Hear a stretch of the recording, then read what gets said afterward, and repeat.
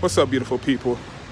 CorwinLGuilliams, I King amongst Kings, CLG Speaks. Hope you guys are feeling blessed. Hope you guys are grateful to be alive. Some people didn't wake up this morning, we did, and that's enough reasons for us to find even the smallest opportunity to be grateful. So I just came up from I'm heading home now, and I was led in my spirit to have this conversation about elevation, growth, and yeah, I'm gonna try to keep these videos under 15 minutes short, because I do want to have, for the most part, most of my content dispersed throughout multiple social media platforms. So as you know, doing videos on Instagram, if you do or you don't know, if you want to do videos on IGTV, it has to be, for me at least, I guess it depends on how much followers you have and things like that. I think they increase the length of the video you can post on IGTV. But for me right now, I can only do 15-minute videos. So I do these 15-minute videos because I want to reach my Instagram following, even though it's the smallest. No, it's the second smallest out of all the platforms that I have.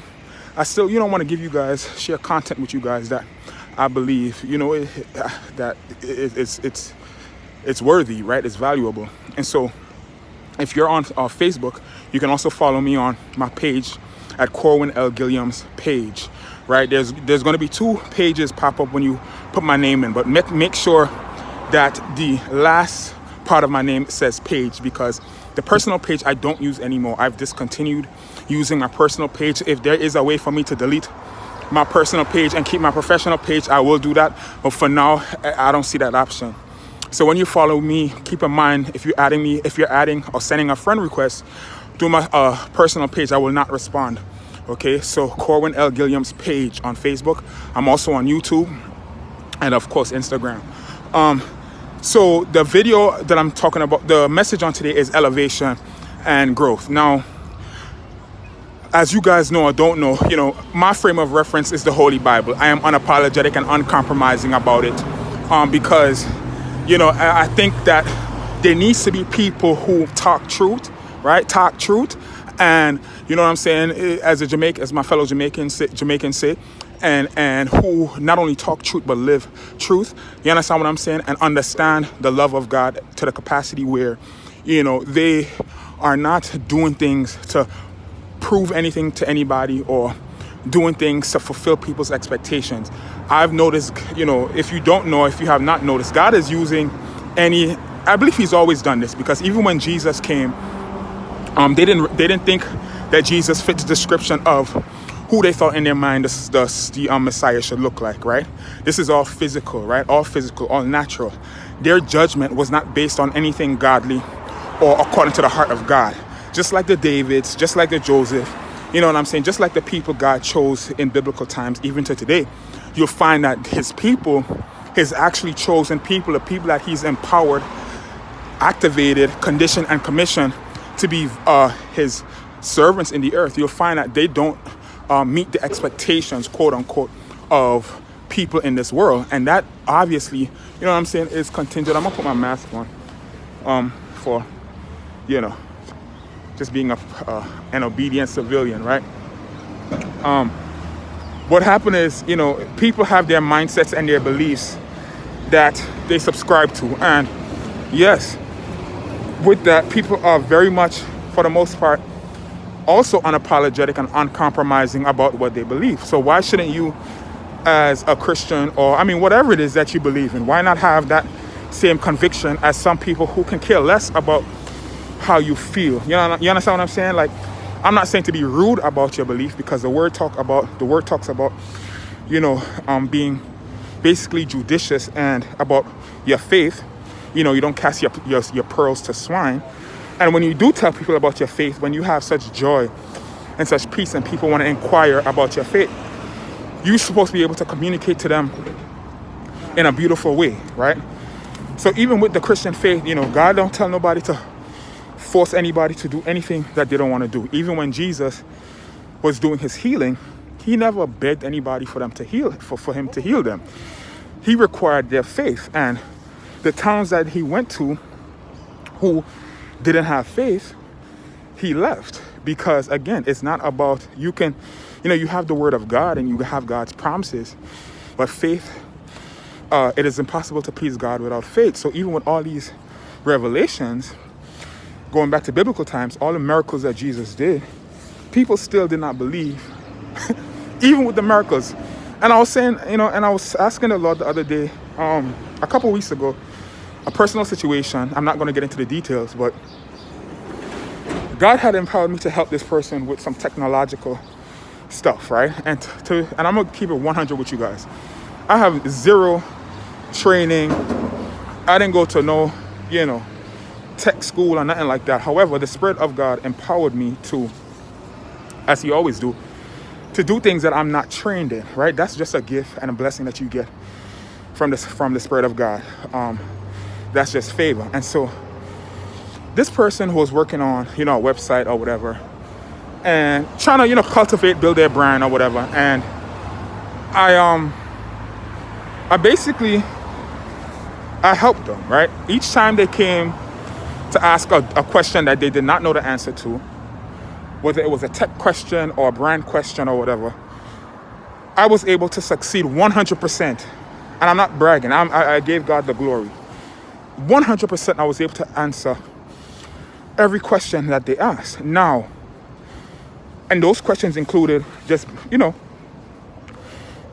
simple, I won't say simple, but questions that you would have to be familiar with, either building a website or you've already established a brand, so you know kind of what to do and what not to do. So this person was basically a novice, and they wanted help, but you could tell that they wanted the help because they needed the help, but you can tell preferentially if there was a choice, they would not have wanted the help from me. Now, I don't want to get into a race thing or, because I don't believe, I believe everything is spirit, right? So every act of division, every act of hate, every act of jealousy, envy, it's all spirits. So you will never hear me get into the race talk anymore, because I have a better understanding now. I understand that the enemy he understands division, and he creates mindsets, systems, ideologies, philosophies, dark mindsets, dark ways that people use to make themselves like God or to feel like they're better than everybody. And so I don't subscribe to that type of mindset anymore. I don't even ever think I ever believe that white people or certain people were racist. I do believe that there are some genuinely racist white people. I do believe that there are genuinely racist brown people, genuinely racist black people.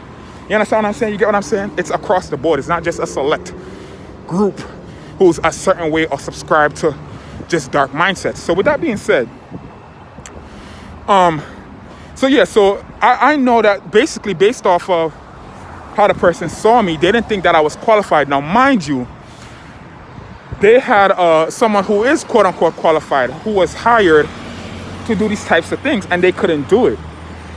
They could not do it. So when it started to, I guess, bother them, where it was just like, who else can I ask? They would come to me, and 4 times they came to me, and each time they did it. Now, mind you, I do consultation. Like, I consult. That's what it is. When someone come to ask you a question or to help with something that's part of their business or whatever, it's called consultation. Now, whether you do it as a hobby or it's a job, it's up to you, right?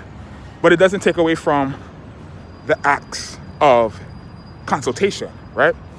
So each time he came and asked, we succeeded at solving his problem. I didn't charge him nothing, right? And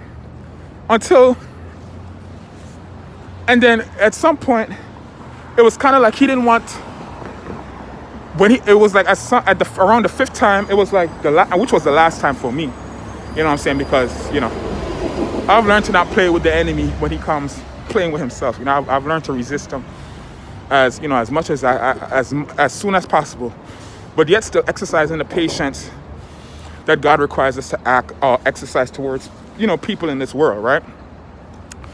So it was the 5th time where he came, and you could tell at this point, which I started noticing at the 4th time. The 5th time it was like, okay, it's a wrap, it's done. The 5th time he came, and it was more so like it was the 6th time. The 5th time it was more, the 6th time I think was the last time I said I was done. But the 5th time, it was more like he was coming to test me, to see if I would pass this question, if I would answer this question. And I did. And so it was at that point that I was like, okay, I'm not doing this anymore. And so the last time he asked me a question, which happened to be, I feel like, the most genuine question out of all that he asked, because I feel like at this point the tone was set. That, when you come to ask me a question, when you come for consultation, that we're going to solve your problem, and I don't need to have a degree or to be paid a check to help you, right? So we might have to do this video in 2 parts, because I still haven't gotten to the message about, what it is that I wanted to relate to you. What's going on, man? So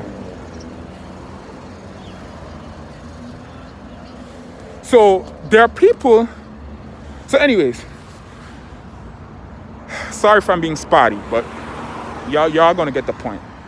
You're gonna get the most important part. So anyways, when you start growing, right? When you start seeing yourself the way God sees you, right?